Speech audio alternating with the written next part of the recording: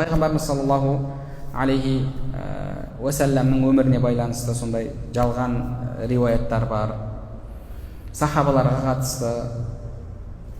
Біз барлығымыз Умар радиаллаху анху, барлығымыз болмаса да көпшілігіміз Умар радиаллаху анху жахилият дәуірінде өзінің қызын не істеген дейміз, тірідей көмген дейміз. Осындай әңгіме айтылады. Дұрыс па?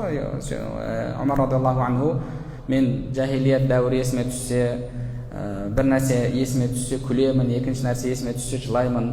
Күлетін нәрсем әлгі ағаш құдайымызды ұмытып кетсек, құрбаны құдай етіп аламыз, қарнымыз ашса, сол құдайымызды қайтадан жеп қоямыз. Сол қаншалықты ақымақ болдық, соны ойласам күлкім келеді деп. Және екіншісі, жылайтын нәрсем, әйелім қыз босанғаннан кейін соны ар көріп барып жерді қазып көмуге дайындалдым, сақалыма топырақ тиеді. Сол кезде ана кішкентай қызым мен сақалымды қағып, әке сақалыңыз топырақ болды деп, сондай қызды алып көміп жібердім деп, осындай сөз риуаят етеді. Бірақ мұның барлығы жалған. Негізі Умар радиаллаху анху өзінің қызын тірідей көмді дегенді, Умар радиаллаху анхуды кәпірге шығаратын өзі адасқан фирқалар, адасқан топтар бар, Рафида деген сияқты. Солар риуаят еткен. Негізі ондай риуаят жоқ.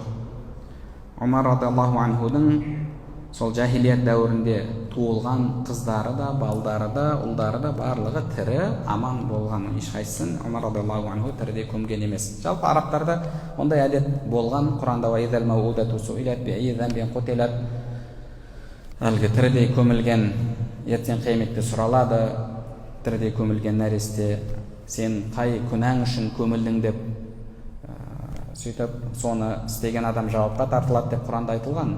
Ондай әдет болған, бірақ Умар радиаллаху анху ол нәрсені істеген емес.